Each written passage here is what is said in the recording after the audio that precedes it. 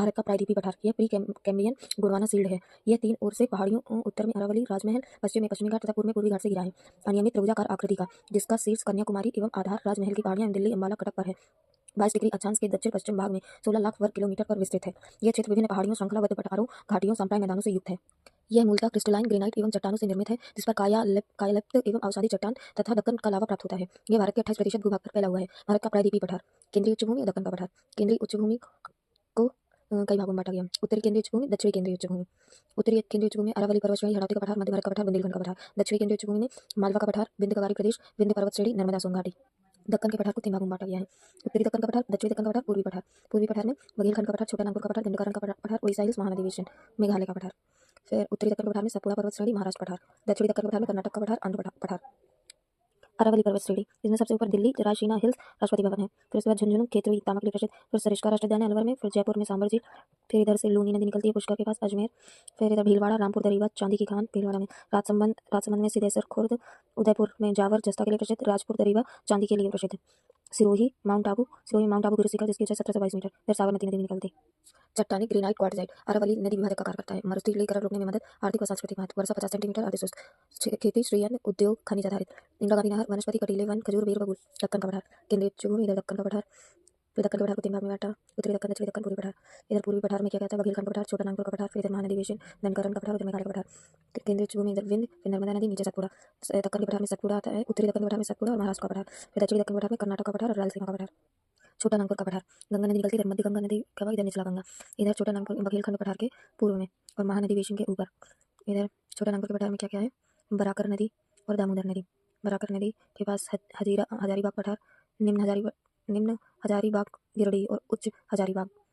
बराकर नदी के उत्तर में निम्न हजारीबाग गिरडी और इधर उच्च हजारीबाग गिरडी। फिर इधर दामोदर नदी के नीचे रांची का पठार। भारत की अपभ्रक नगरी कोडरमा, चूना CaCO3 डोलोमाइट पलामू। रांची के पठार के पश्चिम भाग पर लावा फैल गया, इसलिए उसे पाट प्रदेश कहते हैं। छोटा नागपुर की सबसे ऊंची चोटी गिरिडीह में पारसनाथ समेत शिखर, जामतारा साइबर क्राइम का हब, ATM, रामगढ़, बोकारो, धनबाद दामोदर नदी घाटी के अंतर्गत आते हैं।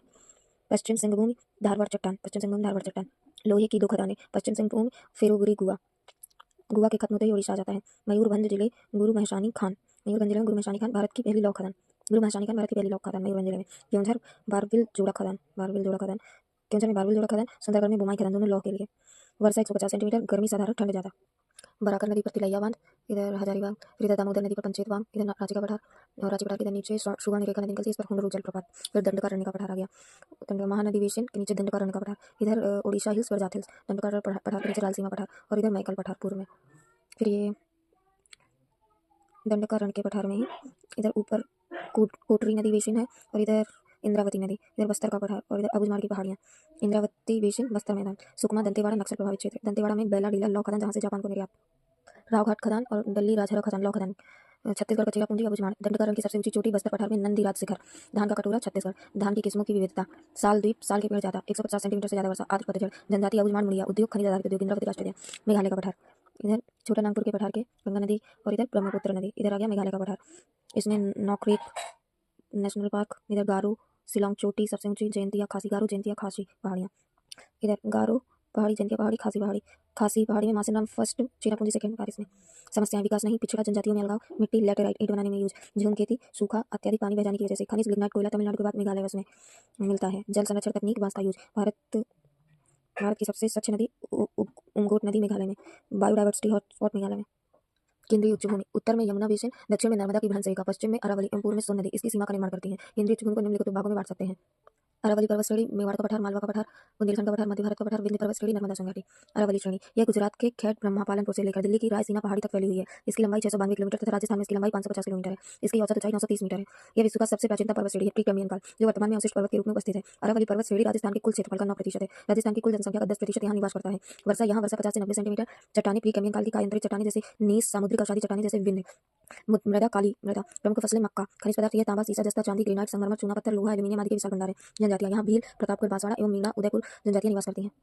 जल विभाजक, राजस्थान का मैदान और गंगा के मैदान का जल विभाजक है। महत्व, धार्मिक, दिलवाड़ा, पुष्कर, अजमेर, पर्यटन, माउंट आबू, आर्थिक, खनिज की अधिकता, विभाजन, दिल्ली, अंबाला, कटक, रायसीना। यह अत्यंत निम्न भूमि है। घग्गर एवं लूनी के मध्य उत्तरी अरावली की लंबाई 300 मीटर तक है। 80 से 90 सेंटीमीटर। वर्षा, ग्रेनाइट, नीस, चट्टानें विस्तृत।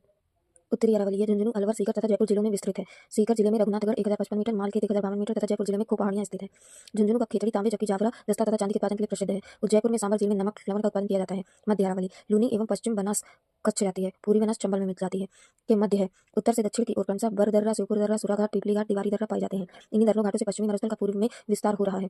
अर्ध शुष्क भाग है 50 सेंटीमीटर समवर्षा रेखा से मालवा से विभाजित। दक्षिणी अरावली बनास एवं सरस्वती के मध्य, राजसमंद, उदयपुर तथा सिरोही जिलों में विस्तृत है। आबू पहाड़ी एवं पालनी पहाड़ी की औसत लंबाई 800-1700 मीटर तक है, क्योंकि हिमालय के प्रतिक्रम में माउंट आबू का पुनः उत्थान हुआ है।